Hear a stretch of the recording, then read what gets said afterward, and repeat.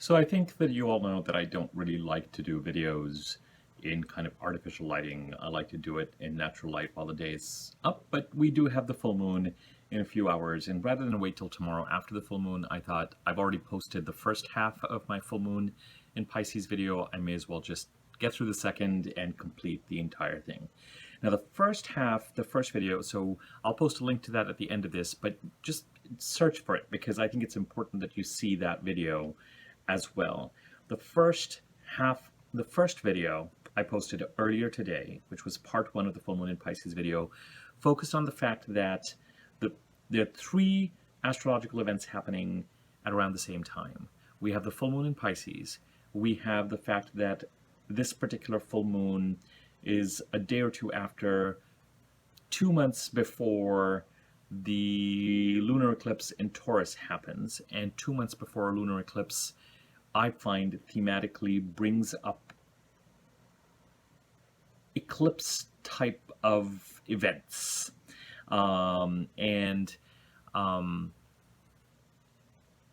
Yeah, I'll leave it to that. And third, of course, is that Mercury went retrograde today, a few hours before the full moon, but all the same, all three events occurring at the same time. And of course, they set up kind of a conversation with each other. Two of the three transits that are encoded into this full moon are Saturn squaring Uranus and the Sun trining Uranus. So if you think about the Sun and the Moon opposing each other, Sun in Virgo, the Moon in Pisces, we've got Uranus in Taurus, and the Sun is trining Uranus, and the full moon is sextiling Uranus. And it's the sextile that's getting talked about more because we're talking about the full moon, but I think it's the trine with the Sun that is more important, especially because Sun Virgo, Uranus in North Node, Taurus, and Pluto in Capricorn forming this kind of trine of activity that is very transformational and very forward-looking, very necessary. Now, depending on which part of the chart this falls in, this may feel more yang and more positive and more exuberant, or it may feel more challenging and more seemingly negative. Remember that eclipses, sort of what is good or bad, or what we perceive as a positive event or a negative event, especially when it concerns change, you don't quite know what things are setting you up for.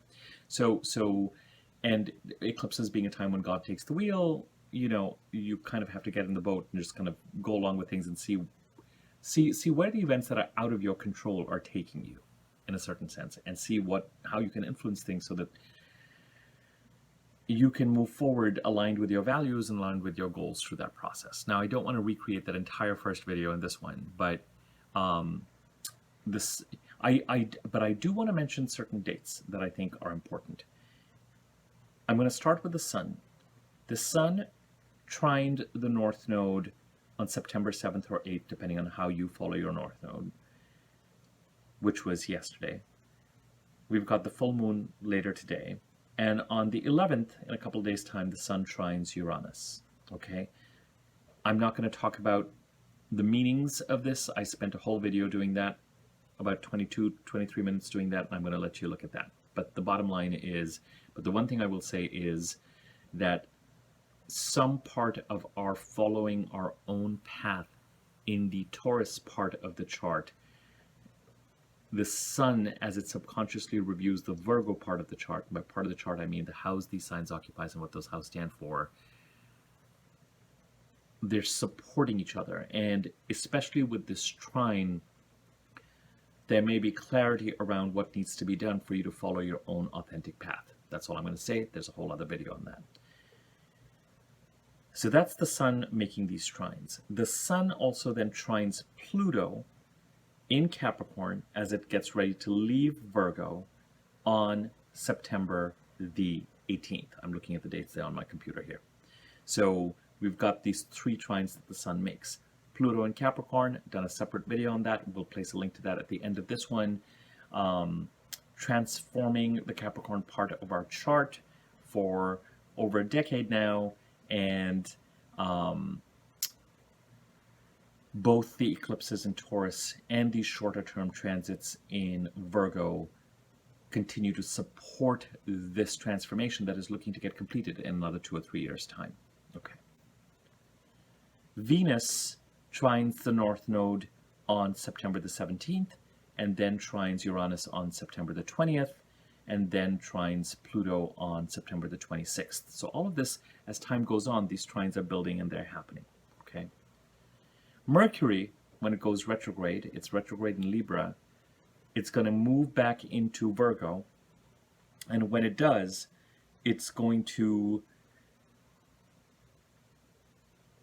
trine Pluto on September the 27th, again in September, and then after it goes direct on October the 2nd, it's going to trine Pluto again on October the 8th.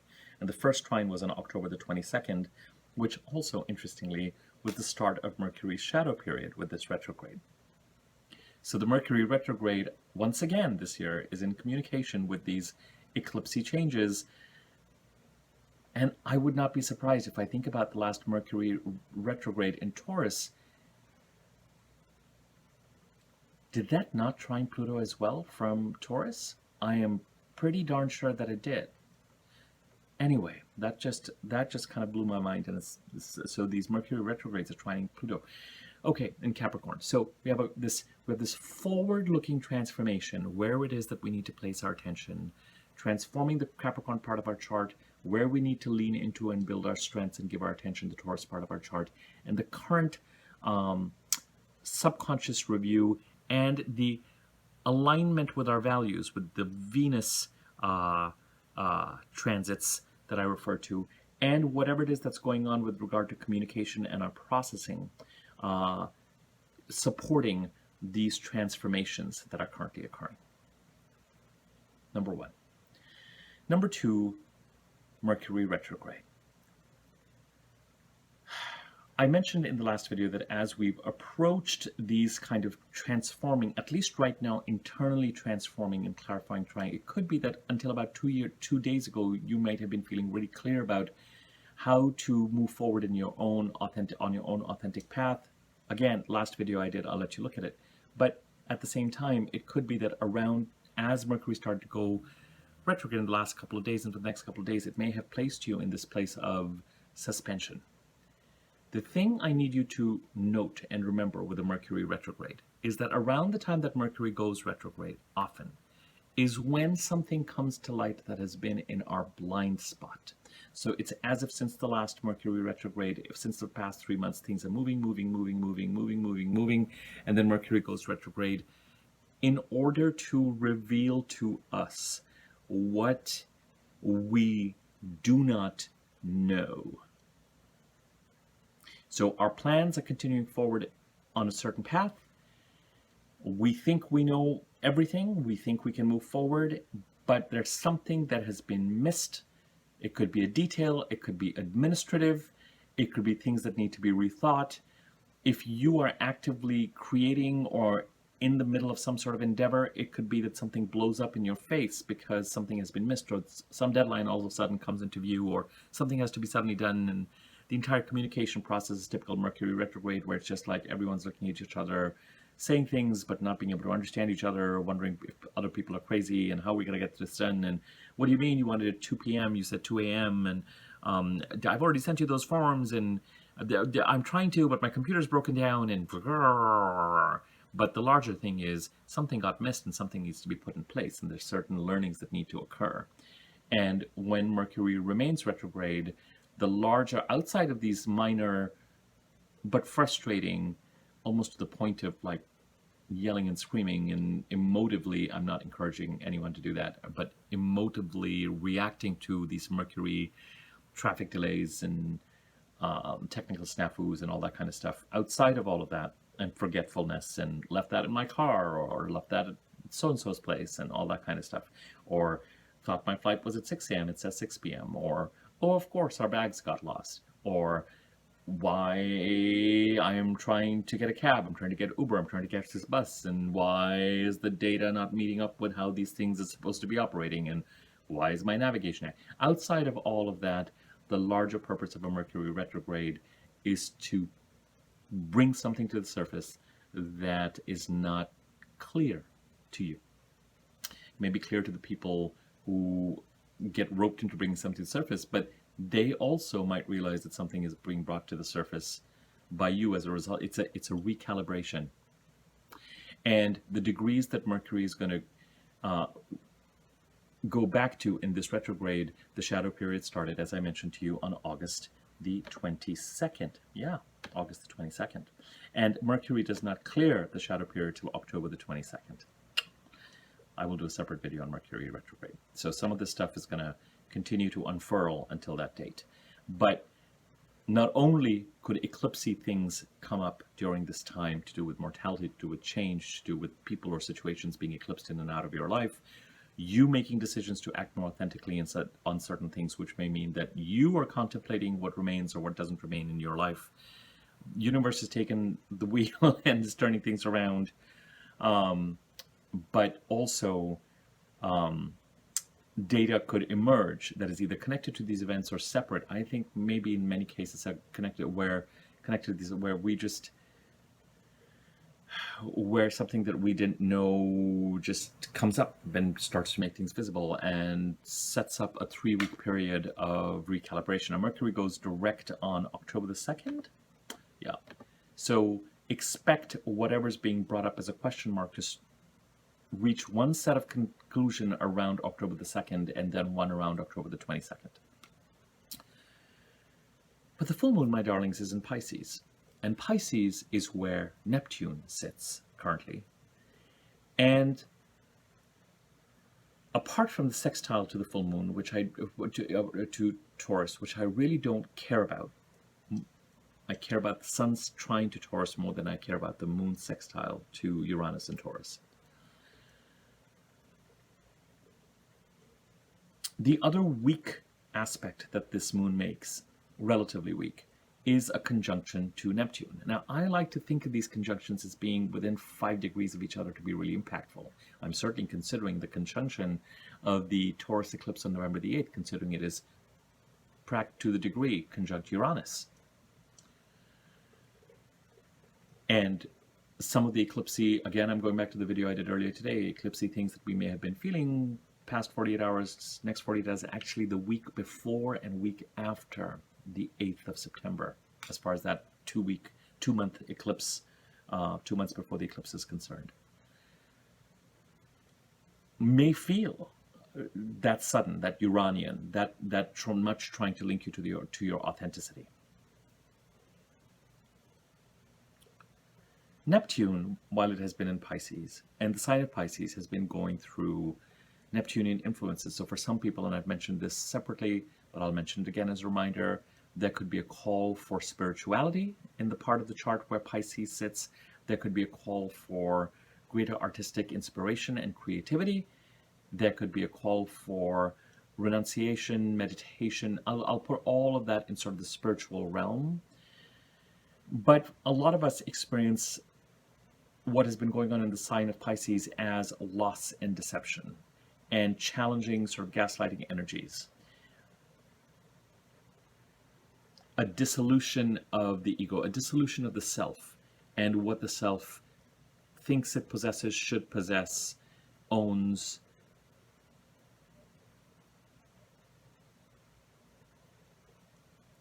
So on and so forth. And often when it comes to learning that you don't own or possess anything, and you come into the world a certain way and leave the world a certain way, and everything that you may have had or were trying to preserve is kind of, you really don't take it with you. Often those lessons come to us through loss, because we are more inclined to hold on to and try to maintain and preserve whatever it is that we think is ours. And sort of what's fated kind of has to happen. So there are all these kinds of events that we go through in order to deal with these kinds of Neptunian transits. Now, with the full moon in Pisces, it could be, now whatever this loss is, whether it's a call to artistic inspiration, wonderful, greater spirituality, as long as it's in alignment with what you want, wonderful. But if it's the deception, loss stuff, and the murky business, the gaslighting, whether you're perpetrating it because depending on which house this is happening in, it could be you who's acting in a Neptunian way, or if someone else is perpetrating it to you, then some of these events go back to 2014, 15, 16. I would say 15, 16 especially. 15, 16 especially, when the eclipses of release were occurring in Pisces. And periodically have come up again and again. So this full moon might be an intuitive or emotional flare-up around issues that are linked to these Neptunian influences in Pisces. And these influences in Pisces remain with us even longer because Saturn, after March, comes into Pisces, and that is when we deal with a lot of the consequences and a lot of the impact of what it is that has been going on. None of these activities in Pisces are thematically linked to the forward-looking activities and the transformational activities that we talked about related to the eclipse in Taurus or Uranus in Taurus, or the shorter-term transits of the Sun, Venus, and Mercury in Virgo, or Pluto's transit in Capricorn. The Piscean activities sit separately, either as a source of inspiration, or spiritual development, or loss and release, and murky business, and a thorn in our side, likely. But with a full moon, it's as if something that is not fully known mentally, not clear, emotionally starts to bubble up and starts to bring visibility to something. But this process of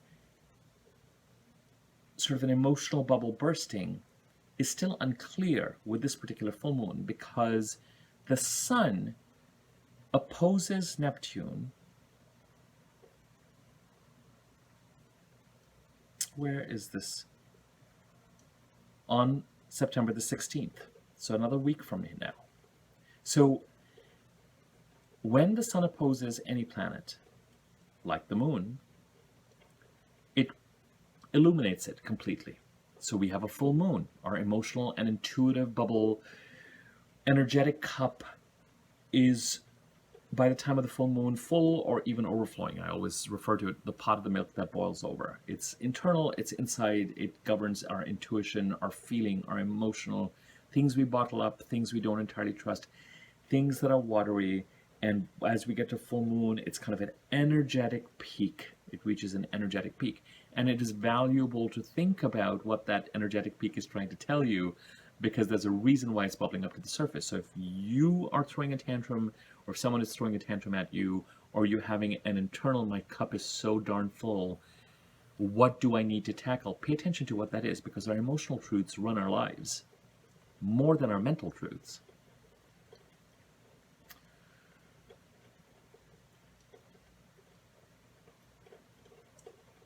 But it's when the Sun opposes Neptune in a week's time, we're going to get more and more clarity and exploration on these themes that we're having sort of this emotional peak on as the week progresses, as we head to the Sun opposing Neptune on September the 16th. It could be that we've learned something or we experienced something that's been building for the last week and a half, 2 weeks, frankly, building since 2015, 2016, that we are suspecting that we don't know everything, that things are not clear, but within the next week, Neptune starts to get illuminated more and more and more and more and more. Now, Neptune's illumination, like the moon's illumination, is not going to bring mental clarity, but in fact, but it does become illuminated. And so themes of loss and deception, or is there something I need to be concerned about, or am I being told the truth, or these things that I can't tell if they're really happening or not, or am I imagining, you might continue to get more to process over the next week. So if at this point in time things still seem murky or confusing or up in the air, so if things continue to remain murky or confusing at the time of the full moon, with Mercury stationary, eclipse-like things happening, just give it a little bit of time. We've got Mercury going retrograde for 3 weeks, and then, as I said, a week from today, the Sun will oppose Neptune, which really does need to be paid attention to, because My larger concern is Venus opposing Neptune on September the 24th. I'll deal with that as we head towards the new moon in Libra. But that Venus-Neptune opposition, there are things related to the Pisces part of the chart that need to be paid attention to. If there are things, you know what, make use of the full moon this way. If there are things that are disturbing you and there are question marks, I don't know if this makes sense to you or not. Just write them down or make a mental note of them. Just let things evolve,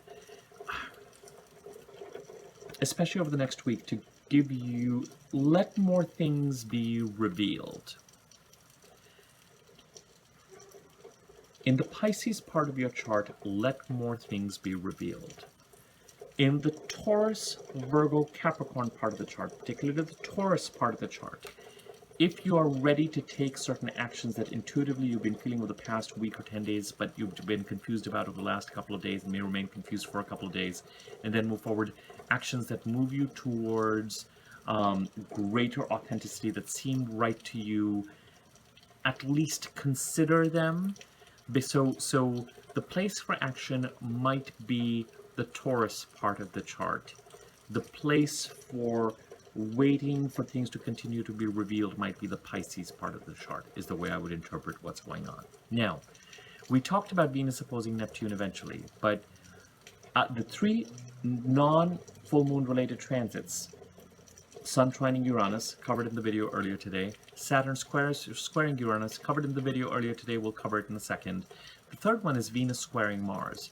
So somewhere Venus is in Virgo, and the Sun is doing its annual review of Virgo, and then Venus is coming in to create opportunity, luck, bring in relationships.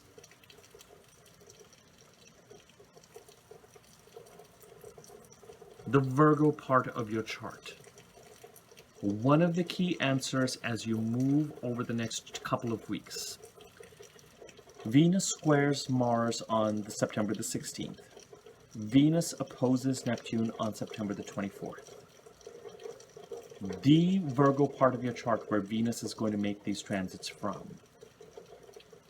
Tap into what your values are and your sense of self-worth in that part of the chart, because it will help you square off against Mars in Gemini, a whole other beast, because Mars goes retrograde in Gemini. So the Gemini, people associated with Gemini, you remember me telling you this a few videos ago, people associated with the Gemini part of your chart are playing a major role in the Taurian developments, and also potentially playing a major role in whatever's going on in the deception or gaslighting or whatever's been going on in the Pisces part of your chart. It may be two separate groups of people, it may be three separate groups of people. It's not the same people who are going to be supporting you in the Taurus part of your chart, and yet, you know, taking from you in the Pisces part of the chart. It could very well be separate people.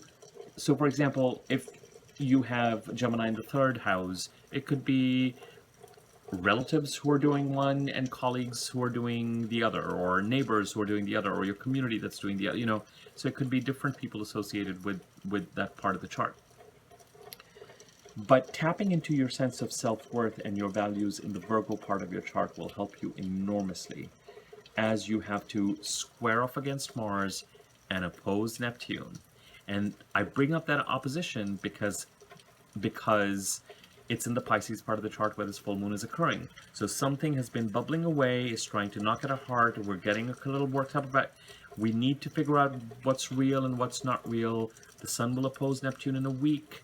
Pay attention to what it is that's revealed. Right now, consider actions in the Taurus part of the chart. After the Sun opposes Neptune in a week's time, actually, as you head towards it, you may feel inclined, with Venus coming in and tapping into your values and your self-worth, squaring off with Mars and opposing Neptune, about, you know, you'll start to take some action there as well, to start to get settled and to anchor whatever's going on in your life to your sense of self-worth and your values. So more coming up. That new moon in Libra is really kind of a portal opening 2 weeks from now. I know it doesn't make sense because Mercury is still retrograde at that time, but there is kind of a portal opening quality to it. Irrespective. All right, I think I'm gonna.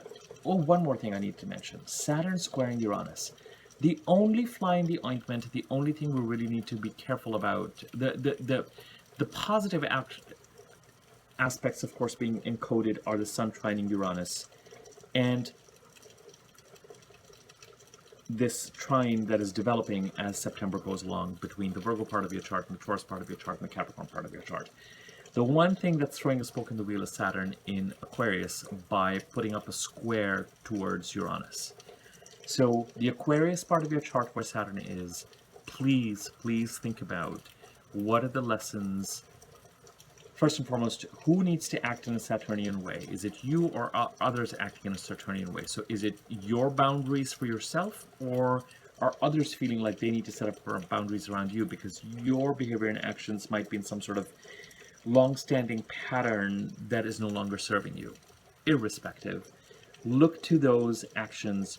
Look to how you want to create a solid foundation in the Aquarius part of your chart, especially through March, with an eye to how you want to tackle what's going to come up when Saturn is in Pisces after March of next year, because there may be a relationship between these two houses. They're next to each other, Aquarius and Pisces. There's certainly a relationship between the first and the second house. There's certainly a relationship between the third and the fourth house. There's certainly a relationship between, can be a relationship with the fifth and sixth house, certainly a relationship between the seventh and eighth, ninth and 10th. And even between things like the second and third and fourth, things that I'm not, so just think about the lessons, think about what Saturn's trying to teach you and create in the Aquarius part of your chart so that you don't let it hamper, you don't make mistakes that don't allow you to take advantage of the opportunities that this trine and the eclipses and the Sun trine Uranus are trying to bring to you. Okay, I will leave it at this. Quite an action-packed full moon because of all these transits happening. The full moon itself, as far as I'm concerned, makes no major aspects. It is in Pisces. Pisces is ruled by Neptune. Neptune is the dispositor of the chart. It is in its own house. The other ruler of Pisces is Jupiter. Jupiter is in Aries. This is interesting. Let's follow this. Jupiter is in Aries. Aries ruled by Mars. Mars in Gemini. Gemini ruled by Mercury. Mercury in Libra. Libra ruled by Venus. Venus in Virgo ruled by Mercury. So Venus, and this is interesting, Venus and Mercury also dispositors of the chart, and Venus and Mercury come together and are conjunct on September the 26th, the same date when Venus trines Pluto, and Mercury is retrograde at that time. So if you know the Virgo and the Libra part of your chart, opportunities coming in, and Mercury retrograde in the Virgo part of your chart, connect with the values and sense of self-worth there, and Mercury retrograde bringing things up to the surface so that you become more aware of things that are in your blind spot and figure out how to navigate them. Yeah, all these are important themes.